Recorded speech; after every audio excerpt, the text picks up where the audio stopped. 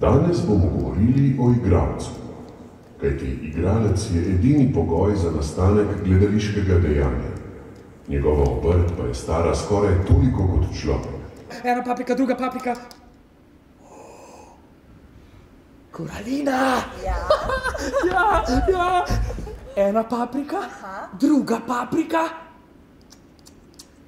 in bo tretja. Pa poglejmo. Ta hip smo torej v Italiji 16. stoletja, v eni od potujočih gledaliških skupin. Gledamo igralce znamenite komedije dell'arte, ki za vse večne čase ostaja prototip čistega gledališča.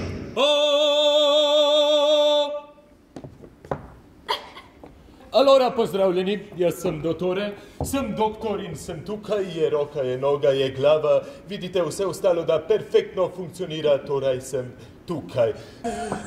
Dottore! Koralina? A imate vi še vedno tisti nasad paprik? Seveda imam nasad paprik. Dottore, jaz se tako rada valjam med paprikami. Tudi sam se rad valjam med paprikami. Dottore! Dottore. Prikazali vam bomo odlomek iz Hamleta, tragedije, ki jo sprožita dvom in odlašanje razmišljujočega junaka, ki naj bi maščeval umor očeta.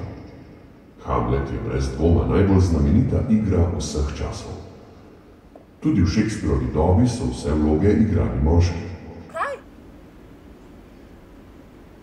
Biti, ne biti.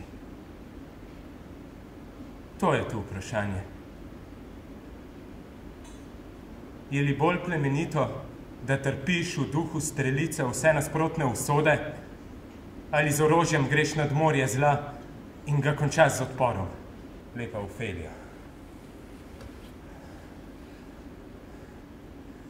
Vila, v svoje molitve vse moje grehe vključi. Kraljevič, kako vam je po tako dolgih dneh?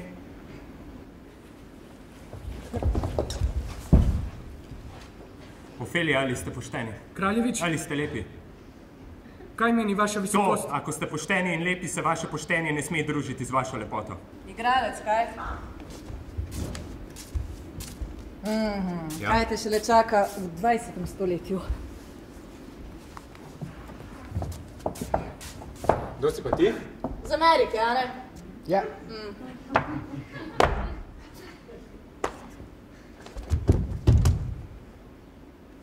It's one for the money, two for the show, three.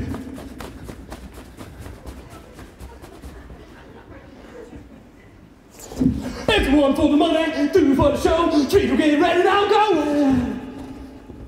We will.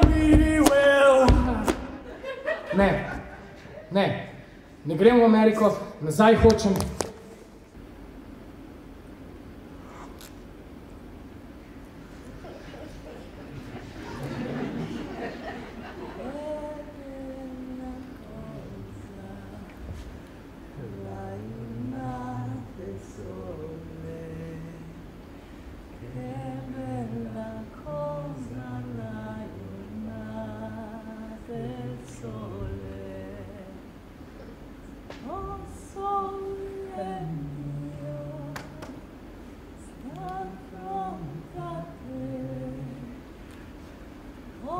Sole mio,